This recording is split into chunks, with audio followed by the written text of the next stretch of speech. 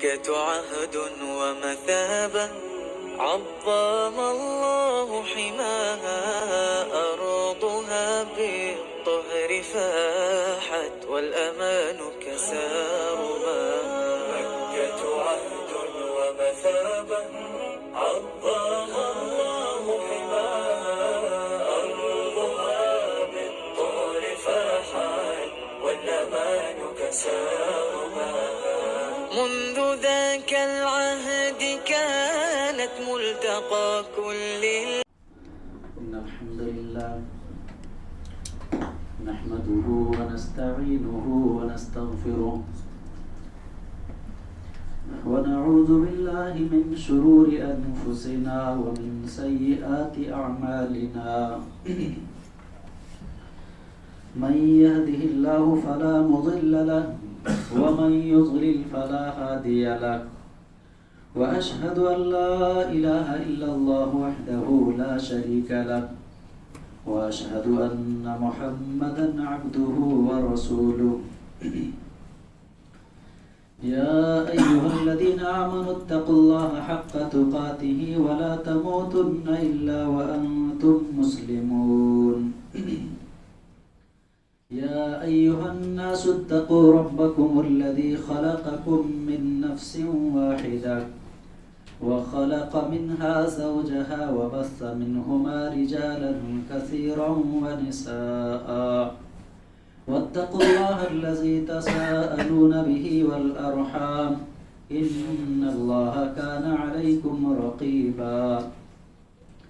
يا أيها الذين آمنوا اتقوا الله وقولوا قولا سديدا يصلح لكم أعمالكم ويغفر لكم ذنوبكم، ومن يطع الله ورسوله فقد فاز فوزا عظيما.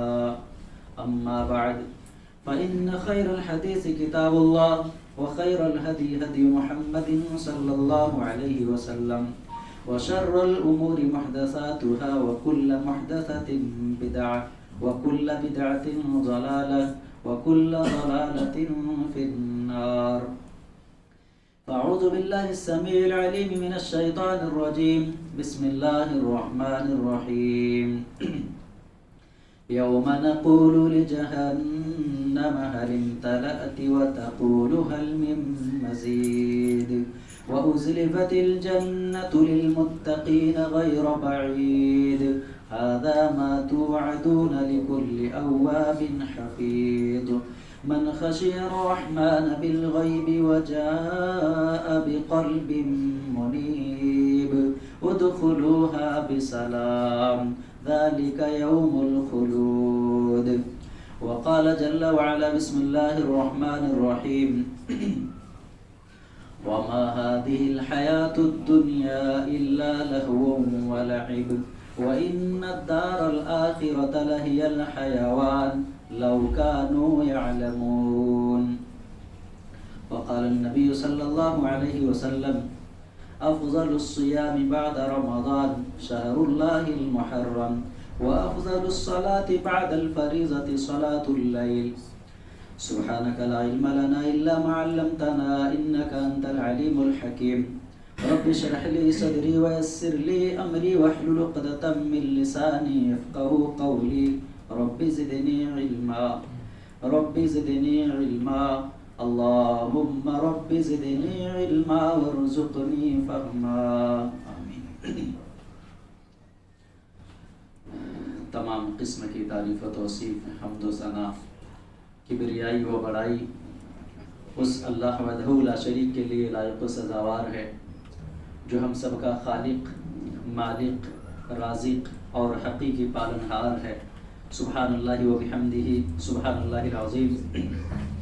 بعدہ انگنت و بے شمار درود و سلام نازل ہو ہمارے اور آپ کے آخری نبی، امام کائنات، سرور کونین، احمد مجتبیٰ محمد مصطفیٰ صلی اللہ علیہ وسلم پر، آپ کے آل پر، آپ کے اصحاب پر، اللہم صلی علی محمد وعلی آلہ واصحابہ وبارک وسلم علیہ۔ حاضرین جمعہ، اسلامی بھائیوں، بزرگوں، نوجوان دوستوں، آج کے اس خطبہ جمعہ میں آپ کے سامنے جس عنوان پر چند باتیں عرض کرنا چاہتا ہوں وہ ہے ماہ محرم اور فکر آخرت۔ حضرات گرامی قدر، اللہ سبحانہ و تعالیٰ کا بے پایاں فضل و کرم اور احسان ہے کہ اللہ رب العالمین نے ہم کو اور آپ کو جماعت اہل حدیث سے منسلک رہنے کی توفیق بخشی ہے۔ آج اس دنیا کے اندر جتنے فتنے ہیں، چاہے وہ مذہب کے نام پر ہو، دین کے نام پر ہو، عقیدے کے نام پر ہو، اگر صحیح معنوں میں پوری دنیا کے اندر اگر کوئی جماعت حق کی ترجمانی کر رہی ہے، کوئی جماعت دنیا کے سامنے اسلام کی صحیح تصویر اور صحیح چہرہ پیش کر رہا ہے، تو اے اہل حدیثوں وہ آپ ہو، اے نوجوانوں وہ آپ کی جماعت ہے۔ اس پر اللہ تعالیٰ کا ہم کتنا بھی شکر ادا کریں وہ کم ہے۔ اس لیے آج کے اس ماہ محرم، آج یہ پہلی تاریخ ہے، جمعرات کی شام میں چاند دکھ گیا ہے، اس اعتبار سے اسلامی سال کا یہ پہلا مہینہ، حضرات محرم کا مہینہ جب آتا ہے تو ہم نے اور آپ نے یوں دیکھا ہوگا اشتہاروں میں، پیپروں میں، اخباروں میں، چینلوں میں، کہ ایسا محسوس ہوتا ہے کہ گویا محرم کا مہینہ یہ ماتم کا مہینہ ہے، محرم کا مہینہ غم کا مہینہ ہے، محرم کا مہینے میں خوشی منانے کا کوئی حق حاصل نہیں ہے، یوں محسوس ہوتا ہے۔ در حقیقت ایسا نہیں ہے۔ میرے بھائیوں، محترم بزرگوں، یہ محرم کا مہینہ اللہ رب العالمین کے ان مہینوں میں سے ایک ہے جسے اللہ نے لائق تکریم بنایا۔ وہ مہینہ ہے جسے اللہ نے حرمت و ادب کا مہینہ بنایا۔ وہ مہینہ ہے جس مہینے کے اندر خاص طور سے اللہ کی نافرمانی، فسق و فجور، جنگ و جدال، آپس میں قتال، لڑائی جھگڑے کو شریعت نے منع کیا ہے۔ میرے بھائیوں، یہ محرم الحرام کے مہینے کے تعلق سے اللہ جل شانہ نے ارشاد فرمایا، ان عدت الشہور عند اللہ 12 شہرا فی کتاب اللہ یوم خلق السماوات والارض منها 4 حرم ذلک الدین القیم فلا تظلموا فیہن انفسکم۔ اللہ جل شانہ ارشاد فرماتے ہیں کہ لوگوں، مہینوں کی تعداد اللہ کے نزدیک روز اول سے جس دن کے اس نے زمین و آسمان کو پیدا کیا 12 ہے، منہا 4 حرم، ان 12 مہینوں میں 4 مہینے کو اللہ نے محترم بنائے، 4 مہینوں کو اللہ نے قابل تقدس بنایا، 4 مہینوں کو اللہ نے حرمت و ادب کا مہینہ بنایا۔ ان میں سے ایک مہینہ یہ محرم بھی ہے۔ حدیث دیکھیے، حدیث کہتی ہے، حضرت ابو بکر رضی اللہ عنہ راوی ہیں، بیان فرماتے ہیں کہ اللہ کے نبی صلی اللہ علیہ وسلم نے ارشاد فرمایا، ثلاثۃ متوالیات ذو القعدہ وذو الحج والمحرم ورجب مضر الذی بین جمادى وشعبان۔ صحیح بخاری کی روایت ہے کہ اللہ کے نبی صلی اللہ علیہ وسلم نے فرمایا کہ اللہ تعالیٰ نے قرآن کے اندر ذکر کیا کہ 4 مہینے محترم ہیں، حرمت و ادب کے ہیں، لیکن حدیث میں اس کی وضاحت کر دی کہ وہ کون سے مہینے ہیں۔ فرمایا امام کائنات نے کہ 3 مہینے پے در پہ ہیں، لگاتار ہیں، جن کے اندر اللہ نے آپس میں لڑائی جھگڑے کو، آپس میں گالی گلوچ کو، آپس میں جدال و قتال کو خاص طور سے منع فرمایا ہو۔ وہ ان میں سے کہا کہ 3 مہینے لگاتار ہیں، ذی القعدہ، ذی الحجہ اور یہ محرم، یہ محرم کا مہینہ، اور چوتھا مہینہ رجب کا مہینہ ہے جو جمادہ اور شعبان کے درمیان آیا کرتا ہے۔ تو میرے بھائیوں، یہ محرم الحرام کا مہینہ یہ حرمت و ادب کا مہینہ ہے۔ اس کے اندر اللہ کی نافرمانی سے خاص طور سے انسان کو بچنا چاہیے۔ دوسری فضیلت یہ ہے اس مہینے کی کہ اسے اللہ نے، امام کائنات نے صلی اللہ علیہ وسلم اللہ کا مہینہ قرار دیا۔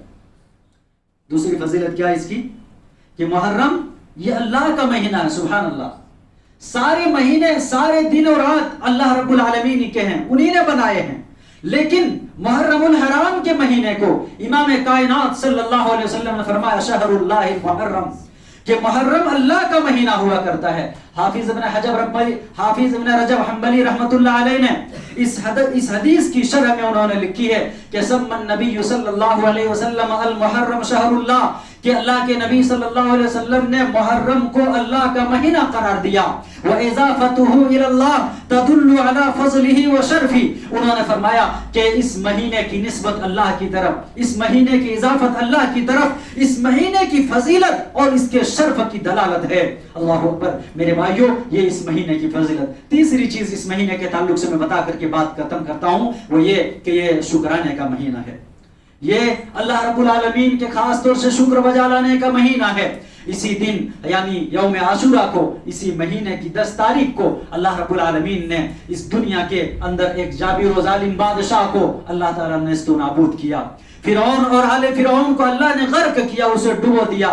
چنانچہ حضرت موسیٰ علیہ السلام نے شکرن للہ, فصام موسیٰ علیہ السلام شکرن للہ, حضرت موسیٰ علیہ السلام نے اللہ تعالیٰ کی شکرانے کے طور پر اس دن روزہ رکھا. امام کائنات صلی اللہ علیہ وسلم کے پیارے صحابی حضرت عبداللہ بن عباس بیان فرماتے ہیں کہ جب مکہ سے چل کر مدینہ نبی آئے تو وہاں آپ نے دیکھا اہل کتاب کو روزہ رکھتے ہوئے. تو پوچھا گیا کہ کیوں یہ لوگ روزہ رکھتے ہیں؟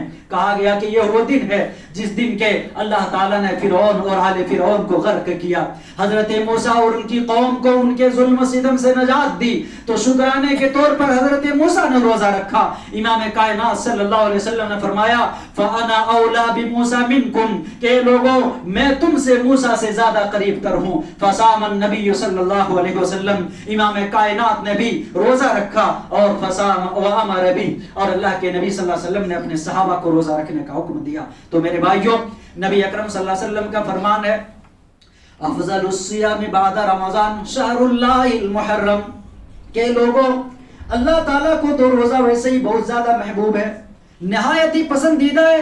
حضرت ابو سعید خدری کی روایت کہتی ہے کہ کوئی بندہ اگر ایک دن اللہ کی رضا جوئی کی خاطر, ایک دن اللہ کی خوشنودی کی خاطر روزہ رکھتا ہے, فَبَعَدَ اللَّهُ وَجْهَهُ 70 خَرِيفًا, نبی اکرم صلی اللہ علیہ وسلم فرماتے ہیں اس ایک روزے کی وجہ سے اللہ سبحانہ و تعالی بندے کے چہرے کو جہنم سے 70 سال کی مسافت تک دور کر دیتا ہے. سبحان اللہ. نبی اکرم صلی اللہ علیہ وسلم نے فرمایا افضل الصیام بعد رمضان, رمضان کے فرض روزوں کے بعد سب سے محترم بشان روزہ, سب سے فضیلتوں والا روزہ, سب سے پسندیدہ روزہ, سب سے محبوب روزہ اللہ رب العالمین کی نگاہ میں کوئی ہے تو وہ ماہ محرم کا روزہ ہے. کون سا روزہ ہے؟ وہ ماہ محرم کا روزہ ہے. اس لیے لوگوں اگر ہم سے اور آپ سے بن پڑے تو ہمیں اس محرم کے مہینے میں نفلی روزوں کا اہتمام کرنا چاہیے, نفلی روزوں کا اہتمام کرنا چاہیے. اس لیے کہ امام کائنات صلی اللہ علیہ وسلم کی سیرت کو آپ دیکھیں تو امام کائنات صلی اللہ علیہ وسلم ہر جمعرات اور سوموار کو روزہ رکھا کرتے تھے. ہمیں بھی اہتمام کرنا چاہیے. اگر اتنا نہ ہو سکے تو کم سے کم 9 اور 10 محرم کو روزہ ضرور رکھنا چاہیے. اس لیے کہ امام کائنات صلی اللہ علیہ وسلم کے پیارے صحابی حضرت ابو قتادہ انصاری رضی اللہ عنہ فرماتے ہیں کہ میرے ان کانوں نے نبی محترم صلی اللہ علیہ وسلم کو فرماتے ہوئے سنا احتسب علی اللہ فی صیام یوم عاشورہ, یوم عاشورہ کے تعلق سے میں اللہ تعالیٰ سے یہ امید رکھتا ہوں کہ ان یکفر السنۃ الماضیہ, کہ گزشتہ ایک سال کے گناہوں کا کفارہ بنا دے. سبحان اللہ. یہ ایک روزہ 10 محرم کا روزہ ہے میرے بھائیوں. لیکن صحیح مسلم کی حدیث کہتی ہے کہ نبی اکرم صلی اللہ علیہ وسلم نے یہ بھی فرمایا تھا لئن بقیت الی قابل, اگر آئندہ سال میں زندہ رہا, آئندہ سال میری زندگی رہی, لأصومن التاسع, تو میں 9 محرم کو بھی روزہ رکھوں گا. یہ صحیح صریح حدیث اس بات کی دلالت ہے کہ لوگوں ہمیں محرم کی 9 تاریخ کو اور 10 تاریخ کو روزہ رکھنا چاہیے. علامہ عبید اللہ رحمانی مبارک پوری رحمۃ اللہ علیہ نے اپنی کتاب مرآت کے اندر کہا یہ شہر محرم کے روزوں کے 3 مراتب بیان کیے ہیں. انہوں نے پہلا مرتبہ یہ بیان کیا کہ سب سے ادنا درجہ یہ ہے کہ صرف 10 تاریخ کو روزہ رکھا جائے. اس سے بڑھ کر درجہ یہ ہے کہ 10 کے ساتھ 11 کا روزہ رکھا جائے. اس سے بڑھ کر درجہ یہ ہے کہ 9 اور 10 کا روزہ رکھا جائے, اس لیے کہ اسی سلسلے میں زیادہ تر حدیثیں صحیح موجود ہیں میرے بھائیوں. اور اس کے بعد میں آخری بات بتاتا ہوں اور بات کو آگے بڑھاتا ہوں. یہ کہ چوتھی فضیلت اس مہینے کی یہ ہے کہ یہی اسلامی سال کی شروعات ہے. یہ اسلامی سال کا پہلا مہینہ ہے. اسی سال میں ہجرت کی ابتدا ہوئی اور صحابہ کرام نے مکہ چھوڑ کر مدینہ کی طرف ہجرت کی. میرے بھائیوں، تو اسلامی سال کی ابتدا جس سال سے ہو، اسلامی سال کی شروعات جس سال سے ہو، یہ اس کی امتیاز اور خصوصیت ہے. یہ 4 فضیلتیں ہیں. محترم حضرات، اب آپ کے سامنے چند باتیں میں وہ رکھنا چاہتا ہوں کہ دیکھیے، اللہ رب العالمین نے ہم کو اور آپ کو جو یہ زندگی دی ہے، تو کیا ہماری اور آپ کی زندگی کے متعلق اللہ تعالی ہم سے سوال کرے گا؟ نہیں کرے گا؟ کرے گا نہیں. اس لیے میرے بھائیوں، آج کے اس خطبہ جمعہ میں اس مسجد میں بیٹھے ہوئے نوجوانوں کو اور میری آواز تک جہاں تک جاتی ہے، سب کو میں پیغام دینا چاہتا ہوں کہ لوگوں، اس دنیا میں جیو تو اللہ رب العالمین کو بھول کر زندگی نہ گزارو.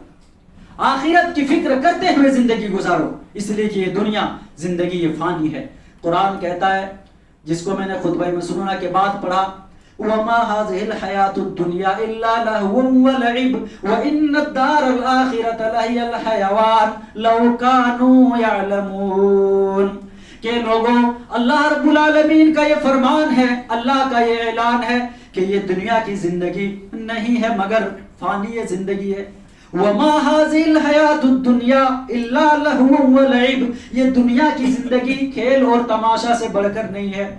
وَإِنَّ الدَّارَ الْآخِرَةَ، لیکن آخرت کے گھر کی زندگی، لَهِيَ الْحَيَوَانُ، وہی زندگی دائمی زندگی ہے، وہی زندگی ہمیشگی کی زندگی ہے. لَوْ كَانُوا يَعْلَمُونَ. یہ لوگوں، کاش کہ دنیا کے لوگ اس بات کو جانتے. اگر دنیا کے لوگوں کو یہ معلوم پڑ جائے کہ دنیا کی زندگی یہ فانی ہے، دنیا کی زندگی یہ عارضی ہے، دنیا کی زندگی یہ ختم ہو جانی ہے، تو یقیناً اللہ کو بھول کر کے کبھی زندگی نہ گزارے گا.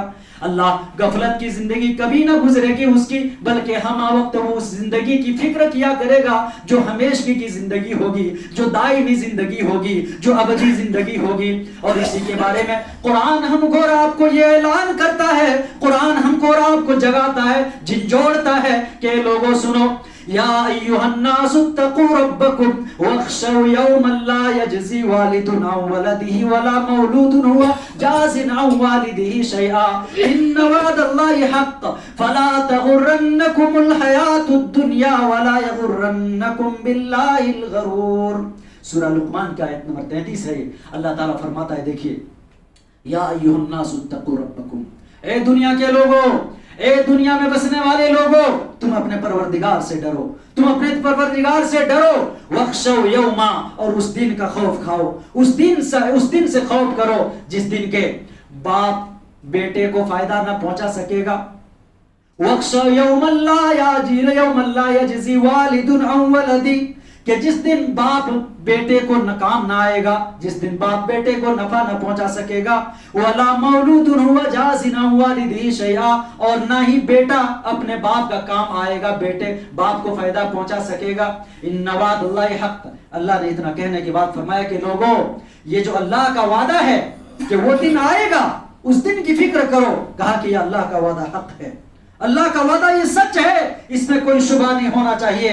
آگے اللہ رب العالمین نے فرمایا، ان وعد اللہ حق فلا تغرنکم الحیات الدنیا.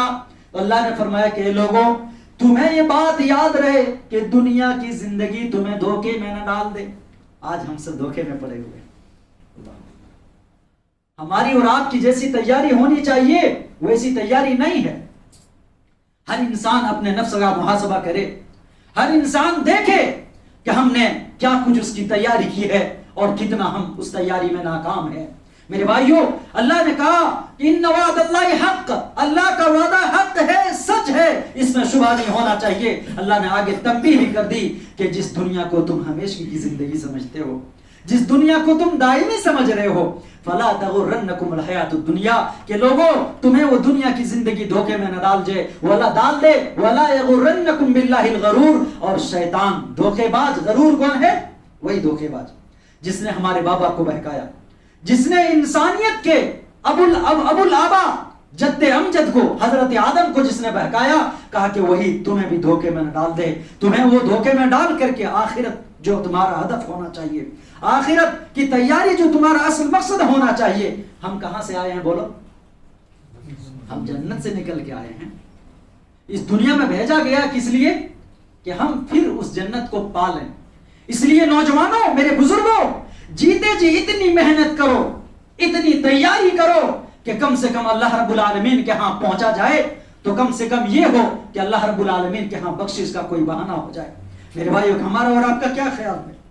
ہم اس دن کے بارے میں کیا سوچتے ہیں جس دن ہم یہ دنیا کی زندگی مال کمانے میں، بچوں کے مستقبل بنانے میں، گھر کی تعمیر میں، دنیا کمانے میں ہم اتنا مست و مگن ہو جاتے ہیں کہ اس دائمی زندگی کو ہم بھول جاتے ہیں، جس زندگی کے بارے میں حضرت ابو بکر صدیق رضی اللہ عنہ سوچا کرتے تھے، اس زندگی کو یاد کر کے بے چین ہو جایا کرتے تھے اور کہتے کہ کاش میں کسی مومن کے جسم کا بال ہوا کرتا، میں کسی مومن کے جسم کا بال ہوتا تو میں جھڑ جاتا، مجھ سے حساب و کتاب نہ لیا جاتا۔ سبحان اللہ۔ وہ حضرت عمر بن خطاب رضی اللہ عنہ کے تعلق سے کیا خیال ہے ہمارا اور آپ کا؟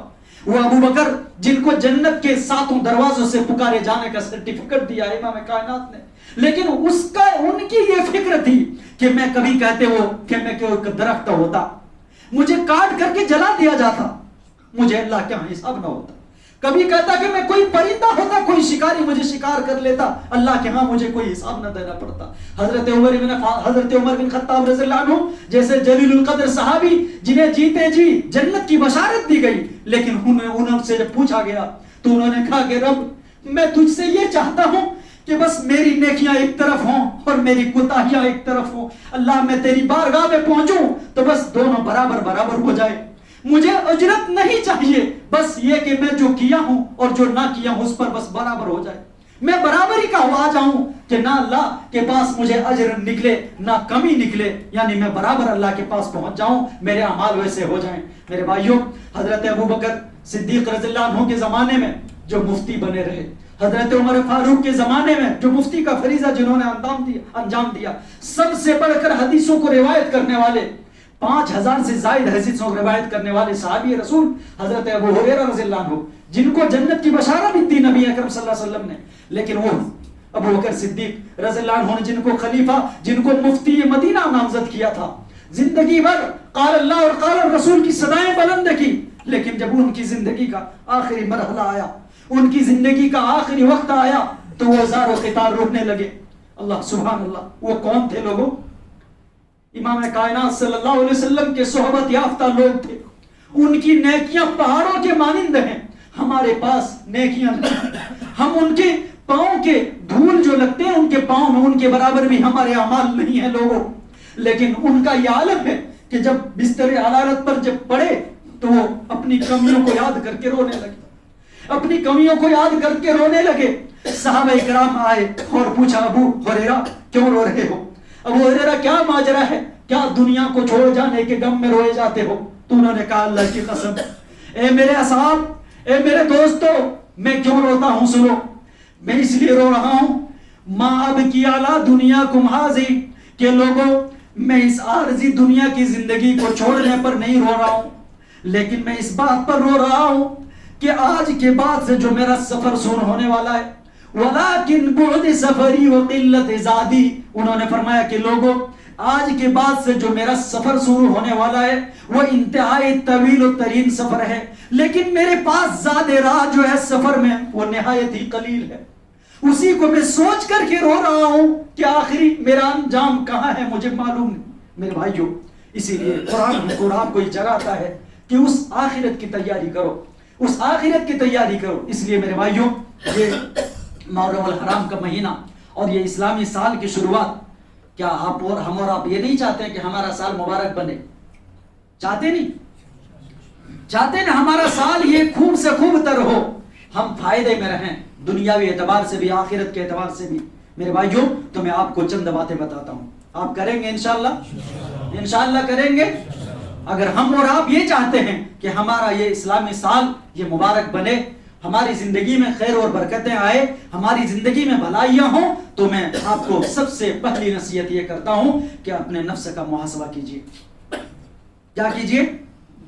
اپنے نفس کا محاسبہ کیجیے، اس کی جانچ اور پڑتال کیجیے، دیکھیے اپنے آپ میں کہ یہ کس قدر گناہوں کا رسیا ہوا ہے، کس قدر یہ رب کی نافرمانی میں لت پت ہوا ہے، کس قدر اس نے رب کی نافرمانی رات کی تاریکیوں میں کیا ہے، دن کے اجالوں میں کیا ہے، اس کو یاد کیجئے ایک طرف۔ دوسری طرف رب تعالیٰ کی عظمت کو یاد کیجئے، رب تعالیٰ کی پکڑ اور بڑائی کو یاد کیجئے، اور ان دونوں کو یاد کر کے جو چیز نکلتی ہے وہ یہ کہ ہم اپنی کمی کو دور کریں، اپنے اندر اچھائیاں پیدا کریں، ہم اپنے نفس کو گناہوں سے پاک و صاف کریں۔ اسی کو محاسبہ نفس کہا جاتا ہے، اسی کو تزکیہ نفس کہا جاتا ہے۔ اس لیے کہ قرآن کریم اٹھا کر دیکھیے، قرآن کہتا ہے قد افلح من تزکا، کہ وہ شخص فلاح پا گیا، اس نے کامیابی حاصل کر لی جس نے اپنے نفس کا تزکیہ کر لیا، جس نے اپنے نفس کو گناہوں سے، غلاظتوں سے، شرک و کفر کو، نفاق سے، ان ساری چیزوں سے اپنے آپ کو پاک کر لیا۔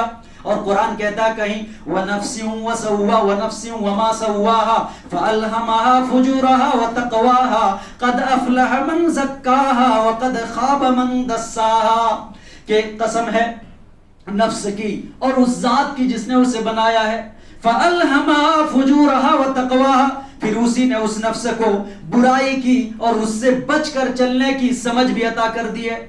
فَأَلْهَمَهَا فُجُورَهَا وَتَقْوَاهَا قَدْ أَفْلَحَ مَنْ زَكَّاهَا، اللہ نے فرمایا کہ وہ انسان فلاح پا گیا، وہ اس انسان نے کامیابی پا لی کہ جس نے اپنے نفس کو پاکیزہ بنا لیا، جس نے اپنے نفس کو غلاظتوں سے پاک و صاف کر لیا۔ وَقَدْ خَابَ مَنْ دَسَّاهَا، لیکن وہ انسان ناکام ہو گیا، وہ انسان نامراد ہو گیا جس نے اپنے نفس کو خاک آلود کیا۔ آگے قرآن کہتا ہے ہم اور آپ جنت میں جانا چاہتے ہیں، نہیں؟ جنت میں جانے کی شرطوں میں سے دل کا تزکیہ، نفس کی پاکیزگی اولین شرط ہے۔ قرآن اٹھا کر دیکھیے سورہ طٰہٰ، اللہ جل شانہ فرماتے ہیں جنات عدن تجری من تحتها الانہار خالدین فیہا وذالک جزاء من تزکا۔ اللہ رب العالمین نے فرمایا کہ جنت جن کے نیچے نہر رواں دواں ہیں، ہمیشگی والی جنت ہے۔ کہا یہ بدلہ ہے کس کا؟ جزاء من تزکا، کہ جس نے اس شخص کا بدلہ ہے جس نے اپنے آپ کا تزکیہ کیا، محاسبہ کیا۔ حضرت عمر فاروق رضی اللہ عنہ کہا کرتے تھے حاسبو قبل ان تحاسبو، کہ لوگوں اپنے آپ کا محاسبہ کرو، اپنے آپ کا حساب و کتاب کر لیا کرو، اس سے پہلے کہ تم سے حساب پوچھا جائے، اس سے پہلے کہ تم سے محاسبہ کیا جائے۔ حضرت علی بن ابی طالب رضی اللہ عنہ نے دنیا کی حقیقت اور دنیا کی بے ثباتی کو اجاگر کرتے ہوئے فرمایا ارتحلت الدنیا مدبرتن، کہ دنیا پیٹ پھیر کر آگے جا رہی ہے، ختم ہو رہی ہے دنیا۔ وارتحلت الآخرۃ مقبلتن، اور آخرت بڑی تیزی کے ساتھ ہمارے سامنے آ رہی ہے، اور اس دنیا کے بھی طلبگار ہیں اور آخرت کے بھی طلبگار ہیں۔ تو اے دنیا کے لوگوں فکونوا من ابناء الآخرہ، تم آخرت کے چاہنے والے بن جاؤ، تم دنیا کے طلبگار نہ بنو۔ اور امام کائنات صلی اللہ علیہ وسلم نے ایک حدیث پاک میں ارشاد فرمایا ان الدنیا حلوۃ خضرۃ وان اللہ مستخلفکم فیہا فینظر کیف تعملون۔ صحیح بخاری کی روایت ہے کہ لوگوں یہ دنیا کی رنگینی بڑی رنگین ہے، یہ دنیا کی بڑی حسینی بڑی حسین ہے، یہ دنیا کی خوبصورتی نہایت ہی خوبصورت ہے۔ کہا اللہ کے نبی صلی اللہ علیہ وسلم نے فرمایا کہ ان الدنیا حلوۃ خضرہ، یہ دنیا نہایت ہی سرسبز و شاداب ہے، بڑی شیریں ہے یہ دنیا۔ وَإِنَّ اللَّهَ مُسْتَخْلِفُكُمْ فِيهَا، اللہ تمہیں اس کا جانشی بناتا ہے، اللہ تمہیں اس کے اندر زندگی دیتا ہے، اللہ تمہیں اس کا خلیفہ بناتا ہے، جانشی بناتا ہے۔ کیوں؟ فَيَنْظُرُ كَيْفَ تَعْمَلُونَ، اے دنیا کے لوگوں تاکہ وہ رب دیکھے کہ تمہارا عمل کیسا ہے۔ فَيَنْظُرُ كَيْفَ تَعْمَلُونَ، کہ تم کیسے عمل کرتے ہو، یعنی دنیا کی زندگی ایسی گزارتے ہو کہ رب تعالیٰ کی نافرمانی میں یا رب تعالیٰ کی فرما برداری میں۔ دنیا کی زندگی تم کیسے گزارتے ہو یہ اللہ تم سے دیکھے گا۔ اللہ کے نے فرمایا فَاتَّقُوا الدُّنْيَا وَاتَّقُوا النِّسَاءَ، اے لوگوں تم دنیا میں مست ہو جانے سے، تو دنیا میں مگن ہو جانے سے ڈرتے رہنا۔ وَاتَّقُوا النِّسَاءَ، اور دیکھو عورتوں کے فتنے میں مبتلا ہونے سے تم بچتے رہنا۔ فَإِنَّ أَوَّلَ فِتْنَةِ بَنِي إِسْرَائِيلَ كَانَتْ فِي النِّسَاءِ، کیونکہ بنی اسرائیل کے اندر جو پہلا فتنہ برپا ہوا وہ عورتوں کے متعلق تھا۔ تو میرے بھائیوں یہ حدیث بھی ہمیں یہ تنبیہ کر رہی ہے، یہ حدیث بھی ہمیں یہ آگاہ کر رہی ہے کہ دنیا میں اتنا ہی دل لگاؤ، دنیا میں اتنا ہی جی لگاؤ جتنا سے دنیا کی زندگی کٹ جائے، لیکن اس آخرت کی زندگی کو تیاری کرتے رہو، اس آخرت کی زندگی کو بنانے کی فکر کر لو۔ اللہ کے نبی صلی اللہ علیہ وسلم کی خدمت میں ایک صحابی رسول حاضر ہوئے اور انہوں نے کہا کہ اللہ کے رسول صلی اللہ علیہ وسلم من افضل المومنین، کہا مومنوں میں سب سے بہتر کون ہے؟ کیا فرمایا اللہ کے رسول نے؟ لوگوں مومنوں میں سب سے بہتر کن سے پوچھا جا رہا ہے؟ سوال امام کائنات سے، پوچھنے والا کون؟ صحابی رسول انصاری میں سے پوچھا جا رہا ہے کہ مومنوں میں سب سے افضل، سب سے بہتر کون ہیں؟ امام کائنات صلی اللہ علیہ وسلم نے فرمایا احسنہم خلقا، کہا کہ جن کے اخلاق سب سے بہتر ہوں، جن کے کردار سب سے بہتر ہوں۔ ظاہری اخلاق بہتر ہوا کرتا ہے لوگوں کے، باطن میں جھانک کے دیکھے انسان تو پتہ چلتا ہے وہ کتنا بہتر ہے اللہ کی نگاہ میں۔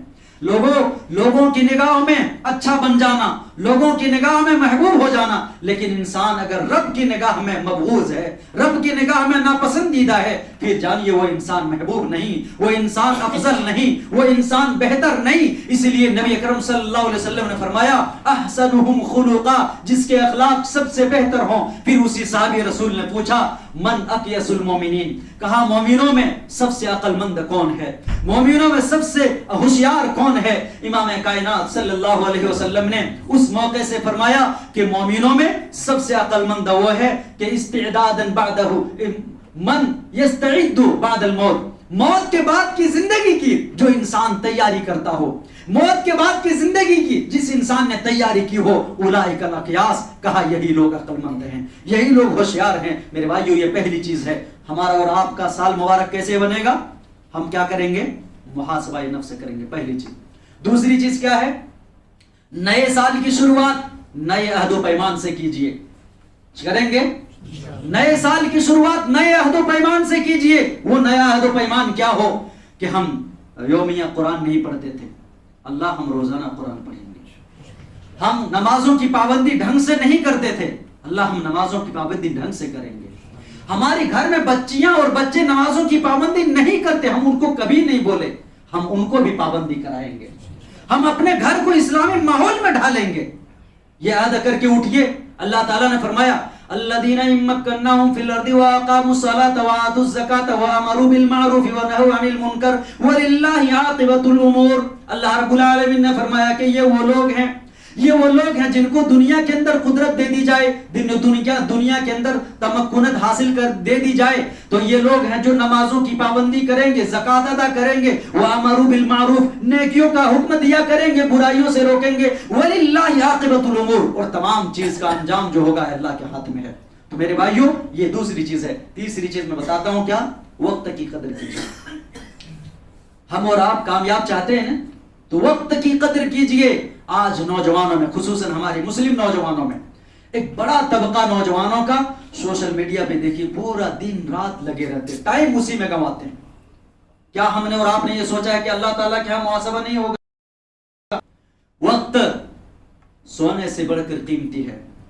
جو وقت گزر جاتا ہے انسان کی زندگی میں وہ اس کے پاس پھر نہیں آتا۔ اس لیے اقترب للناس حسابهم وهم في غفلة معرضون، قرآن کا یہ اعلان ہے لوگوں کہ لوگوں سے حساب و کتاب کا وقت قریب آ گیا، لیکن اس کے باوجود وہ غفلت میں پڑے ہوئے، منہ موڑے ہوئے ہیں۔ تو یہ چیز ہونی چاہیے، کیا ہونا ہے؟ وقت کی قدر کریں۔ اللہ کے نبی صلی اللہ علیہ وسلم کے پیارے صحابی بیان فرماتے ہیں، حضرت عبداللہ بن مسعود رضی اللہ عنہ راوی ہیں کہ اللہ کے نبی صلی اللہ علیہ وسلم نے ایک موقع سے ارشاد فرمایا لا تزول قدم ابن آدم یوم القیامت من عند ربه حتی یسأل عن خمس۔ امام کائنات صلی اللہ علیہ وسلم نے فرمایا کہ لوگوں، روز قیامت بندے کا قدم رب کی عدالت سے ہلے گا بھی نہیں، رب کی عدالت سے ٹس سے مس نہ ہو سکے گا، وہ ہٹا نہیں سکے گا یہاں تک کہ 5 باتوں کا اس سے سوال کر لیا جائے اور 5 باتوں کا بندہ جواب دے لیں۔ اللہ کے نبی نے فرمایا کیا؟ کان عمرہ فیما افنا، کہ عمر تو نے کیسی گزار دی؟ کیا سوشل میڈیا پہ، ٹویٹر ہینڈل پہ، فیس بک پہ، کہاں تو نے اپنے وقت کو گنوائی ہے؟ اس کا آج مجھے حساب چاہیے، اس لیے کہ میں نے تمام چیزوں میں تمہیں زندگی عطا کی تھی، تمام چیزوں میں تمہیں زندگی دی تھی۔ تبارک الذی بیدہ الملک وہو علی کل شیء قدیر الذی خلق الموت والحیاۃ لیبلوکم ایکم احسن عملا، موت اور زندگی اسی نے بنائی ہے تاکہ وہ جانچ لے کہ تم میں عمل کے اعتبار سے بہتر کون ہے۔ تو اللہ کے نبی نے فرمایا کہ ان عمره فيما افنى، کہ عمر اس نے کیسے گنوا دی، وعن شبابه فيما ابلى، اور جوانی کے بارے میں خاص سوال ہونے والا ہے. لوگوں عبادتوں میں بڑھاپے کی عبادت سے بڑھ کر اللہ کو پسند جوانی کی عبادت ہے. جوانی کی عبادت ہے اللہ کو زیادہ پسند. تو نبی فرماتے ہیں دوسرا سوال ہوگا تو نے جوانی کیسے گنوا دی، کہاں گزار دی تو نے جوانی کو. اور اس کے بعد پھر فرمایا، نبی فرماتے ہیں کہ وہ مالہ من این اکتسبہ وفیما انفقہ، کہ مال کیسے کمایا، حلال طریقے سے یا حرام طریقے سے. دینا تو مجھے ہی تھا، تو نے راستہ کون سا اختیار کیا. دیکھو حلال طریقہ اپناؤ گے پھر بھی اللہ نوازیں گے، حرام طریقہ اپناؤ گے پھر بھی تمہیں ملے گی وہ چیز. تو رب فرماتے ہیں کہ وہاں نبی فرماتے ہیں کہ اللہ تعالیٰ پوچھے گا تو نے کہاں سے کمایا اور پھر کہاں خرچ کیا. وَمَاذَا عَمِلَ فِيمَا عَلِمَ، اور تو نے جو کچھ علم جانا، جو کچھ تو نے قرآن و سنت کی تعلیمات تم تک پہنچی، اس پر کہاں تک تو نے عمل کیا ہے. یہ پانچوں باتوں کا جب تک سوال جواب نہ دے لے انسان کا قدم وہاں سے ہٹے گا نہیں. اس لیے وقت کی قدر کرو. یہ تیسری چیز تھی. اور چوتھی چیز میں بتا کر کے بات ختم کرتا ہوں، وہ یہ کہ آخرت کی فکر میں زندگی لگاتے رہیے، آخرت کی تیاری کرتے رہیے. یہ چاروں چیز اگر ہم کریں گے تو انشاءاللہ ہمارا یہ سال مبارک بنے گا، ہمارا یہ سال بہتر ہوگا، ہمیں دنیا بھی ملے گی اور آخرت بھی ہماری بنتی رہے گی. اس لیے اللہ رب العالمین نے قرآن کریم کے اندر ارشاد فرمایا اذا زلزلت الارض زلزالها واخرجت الارض اثقالها وقال الانسان ما لها يومئذ تحدث اخبارها بان ربك اوحى لها، کہ لوگوں اس دن کی تیاری ہونی چاہیے جس دن کے زمین جھنجھوڑ دی جائے گی، پوری طریقے سے زمین ہلا دی جائے گی. پوری طریقے سے زمین ہلانے کے بعد واخرجت الارض اثقالها، اور زمین سے ساری چیزیں باہر نکال پھینکے گی. وقال الانسان ما لها، زمین کو ہلتا دیکھ کر، زمین ساری چیزوں کو اگلتا دیکھ کر انسان کہے گا کہ اس زمین کو کیا ہو گیا ہے. وقال الانسان ما لها يومئذ تحدث اخبارها، اس دن زمین ساری خبریں بیان کر دے گی. سبحان اللہ، زمین ساری خبریں بیان کر دے گی. مفسرین نے لکھا کہ اگر زمین کے اوپر جس نے جس جگہ پہ کوئی نافرمانی کی ہوگی، کوئی جرم کیا ہوگا، وہ زمین بولے گی اللہ تعالیٰ کے پاس کہ رب تیرے فلاں بندے نے، تیری فلاں بندی نے میرے اس زمین پر کھڑ کے اس نے یہ کام کیا تھا. سبحان اللہ. بولو بتاؤ کیا جواب ہوگا ہمارا، کہاں بھاگ پائیں گے وہاں ہم، الا یہ کہ اللہ کی مرضی. میرے خیال سے خطبہ جمعہ کا وقت ختم ہو گیا ہے. میں نے کیا بتایا، 4 فضائل محرم سے اور 4 چیزیں ہم نے سال کو مبارک بنانے سے. پہلی چیز میں نے کیا بتائی کہ ہم محاسبہ کریں گے نفس کا، نیا عہد و پیمان کریں گے، اس وقت کی قدر کریں گے، آخرت کی فکر میں زندگی گزاریں گے. اللہ رب العالمین سے دعا کرتا ہوں رب العالمین ہم تمام لوگوں کے نیکیوں کو قبول فرما. اے اللہ دنیا و آخرت میں ہم سب کو کامیابی نصیب فرما. اے اللہ ہماری کمیوں اور کوتاہیوں کو معاف فرما. اے اللہ جو بیمار ہیں تو انہیں شفاء کاملہ واجلہ نصیب فرما. اے اللہ ہمارے نوجوانوں کو خوب ترقی عطا فرما. اے اللہ حلال کمانے کی توفیق دے. اے اللہ حرام کمانے اور حرام کھانے سے بچنے کی توفیق نصیب فرما. اے اللہ جو ہمارے رشتہ دار آج دنیا میں نہیں ہیں اللہ انہیں کروڑ کروڑ جنت نصیب فرما دے. اللہ بال بال مغفرت فرما دے. آمین. وآخر دعوانا الحمدللہ رب العالمین وصلی اللہ علی نبینا محمد وعلی آلہ وصحبہ اجمعین. والسلام علیکم ورحمۃ اللہ وبرکاتہ.